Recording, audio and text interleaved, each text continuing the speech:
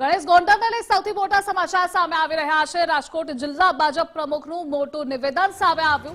ગોંડલના દેવડામાં ખાતમુહૂર્ત કાર્યક્રમમાં તેમણે આ નિવેદન આપ્યું છે। ગણેશભાઈની તૈયારી છે। ગણેશભાઈ એકાદ દિવસમાં આવે છે। ગણેશભાઈ આવે ત્યારે કાર્યક્રમ ગોઠવીશું।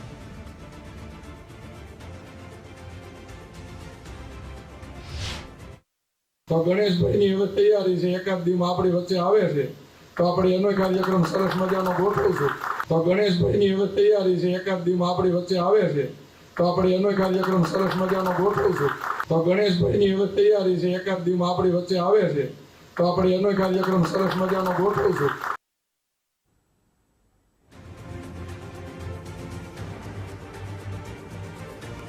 અને આજ મુદ્દે આપણી સાથે ન્યૂઝ વોરૂમથી એસોસિએટ એડિટર ધર્મેશ વૈદ્ય જોડાયેલા છે। ધર્મેશ, ગણેશભાઈની તૈયારી છે, તેમની આ તૈયારી શું સૂચવે છે? ધ્રુવિસા, કહી શકાય કે છેલ્લા 2-2.5 મહિનાથી જેને કહેવાય જેલવાસ ભોગવી રહ્યા જે ગોંડલના વર્તમાન ધારાસભ્ય ગીતાબા જાડેજા અને પૂર્વ ધારાસભ્ય જયરાજસિંહ જાડેજાના પુત્ર ગણેશ ગોંડલ માટે જે કહેવાયું છે, ગોંડલ પાસેના જ એક ગામમાં એક લેઉવા પાટીદાર સમાજનો કાર્યક્રમ હતો અને એમાં અલ્પેશ ઢોલરિયા એટલે રાજકોટ જિલ્લા ભાજપના પ્રમુખ અને ગોંડલ માર્કેટયાર્ડના પ્રમુખ અને કહી શકાય કે જયરાજસિંહ જાડેજા પરિવાર સાથે ખૂબ નજીકના ગણાતા અલ્પેશ ઢોલરિયાએ જે સંકેત આપ્યા છે કે ગણેશ ગોંડલ હવે આવી રહ્યા છે, 2 દિવસમાં મુક્ત થઈ રહ્યો છો અને જેવા મુક્ત થશે એટલે ગોંડલમાં એમને માટે કાર્યક્રમ પણ ગોઠવશું। મહત્વની વાત એ છે કે જૂનાગઢમાં અનુસૂચિત જનજાતિના જે પ્રમુખ છે એ રાજુ સોલંકીના પુત્ર સંજય સોલંકીના જે અપહરણ અને માર મારવાનો જે બનાવ હતો એમાં ફરિયાદ નોંધાયા પછી એમની ધરપકડ થઈ હતી ને ત્યારબાદ જેલવાસ ભોગવી રહ્યા છે।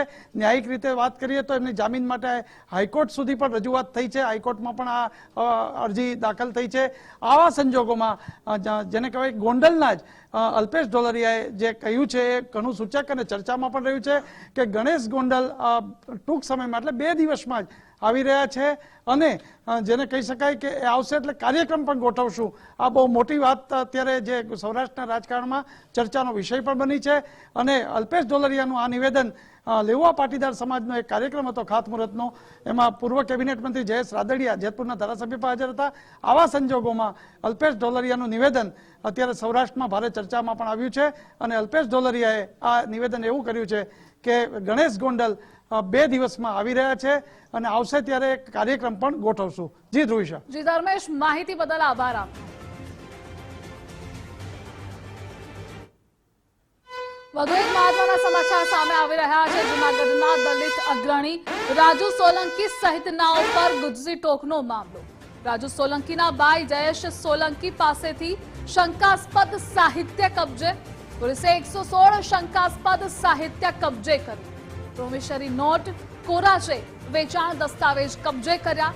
આરસી બુક, કોરા સ્ટેમ્પ પેપર, બેંક પાસબુક સહિતની વસ્તુ કબજે કરી। પોલીસે જયેશ સોલંકીનો જેલમાંથી કબજો લઈ વધુ તપાસ હાથ ધરી છે। ખાડિયા ગેંગ વિરુદ્ધ પોલીસે ગુજસીટોક મુજબ કાર્યવાહી કરી છે। ગેંગ વિરુદ્ધ કોઈ માહિતી કે ફરિયાદ હોય તો સંપર્ક કરવા પોલીસની અપીલ। ગુજસીટોક કોર્ટની મંજૂરી મેળવી અને આ 5 નંબરનો આરોપી જયેશ ઉર્ફે જવાને અમો દ્વારા અટક કરવામાં આવેલ છે તેમજ તેના નામદાર ગુજસીટોક કોર્ટ મારફત દિવસ 2ના રિમાન્ડ પણ મેળવવામાં આવેલ છે। આ આરોપીની પૂછપરછ દરમિયાન યુક્તિ પ્રયુક્તિથી ઊંડાણપૂર્વક તપાસ કરતા આ આરોપીને સાથે રાખી તેના ભોગવટાવાળું જે મકાન છે ત્યાં એ ડિવિઝન પીઆઈ શ્રી વિજય સાવજનાઓ મારફત મકાનની ઝડપી કરાવતા આ આરોપીના ભોગવટાવાળા મકાનમાંથી કુલ 116 શંકાસ્પદ દસ્તાવેજ સાહિત્ય મળવા પામેલ છે। અને આજ મુદ્દે ન્યૂઝ વોરૂમથી ધર્મેશ વૈદ્ય આપણી સાથે જોડાયેલા છે। ધર્મેશ, રાજુ સોલંકી સહિતના ઉપર ગુજસીટોકનો મામલો, આ સાથે સાહિત્ય પણ કબજે કરાયું છે। ધ્રુવિસા, કહી શકાય કે એક તરફ ગોંડલમાં ગણેશ આવે છે તેવું એક અગ્રણીના નિવેદન પછી એ વાત ચર્ચામાં છે, ત્યારે જૂનાગઢથી જે સમાચાર મળી રહ્યા છે કે જે રાજુ સોલંકી છે એ સહિત 4 લોકો સામે ગુજસીટોક લાગ્યો છે, લાજપોર જેલમાં છે અને એવા સંજોગોમાં પોલીસે એક મહત્વના દસ્તાવેજો એમના ભાઈ જે રાજુ સોલંકીના ભાઈ છે જયેશ સોલંકી એમને ત્યાંથી જપ્ત કર્યા છે। સમગ્ર બનાવમાં પ્રોમિસરી નોટ છે, કેટલાક દસ્તાવેજો છે। તપાસનો વિષય એ છે કે આ કોઈ કઈ રીતના જે સાહિત્યો જે છે કેના હતા, શું છે, તમામ છે અને એ કબજો લઈ જેલમાંથી અને જ્યારે આ તપાસ કરી છે ત્યારે ઘણું રહસ્ય બહાર આવે એવી શક્યતા છે. બીજી મોટી વાત એવી જુનાગઢ પોલીસે જાહેર કરી છે કે રાજુ સોલંકી કે એમના પરિવારના આ જે કોઈ ગુસ્સીટોકમાં ગયા છે એ ગેંગનો કોઈ ભોગ બન્યું હોય તો પોલીસનો સંપર્ક કરે એના માટે પોલીસે અપીલ પણ કરી છે. આ મહત્વની વાત છે. છેલ્લા 2-2.5 મહિનાનો ગાળો ગણીએ તો એ સમયમાં જુનાગઢનું જે પ્રકરણ છે અનુસૂચિત જનજાતિના પ્રમુખ રાજુ સોલંકીના પુત્ર સંજય સોલંકીને માર મારવાનો, અપહરણનો જે ગણેશ ગોંડલ સામે કેસ નોંધાયો, ધરપકડ થઈ, જેલવાસ થયો. આ સંજોગોમાં હવે લાજપોર જેલમાં જ્યારે ચારેય ગુસ્સીટોકમાં રાજુ સોલંકી, સંજય સોલંકી અને છે એવા સંજોગોમાં પોલીસે જયેશ સોલંકીને સાથે રાખી અને આ એમના ઘરની ઝડપી લીધી અને એમાં મહત્વના દસ્તાવેજો હાથ આવ્યા. કેટલીક પ્રોમિસરી નોટ છે. આ રહસ્ય પણ આ તપાસમાં ઘણું બધું બહાર આવી શકે છે અને એવા સંજોગોમાં જુનાગઢ પોલીસે એક અપીલ પણ કરી છે કે કોઈ પણ લોકો આ ગેંગનો ભોગ બન્યા હોય અને ફરિયાદ કરવી હોય તો આગળ આવે અને એના માટે જુનાગઢ પોલીસે આહવાન પણ કર્યું છે. જી ધ્રુવિશા. જી ધર્મેશ, માહિતી બદલ આભાર આપનો.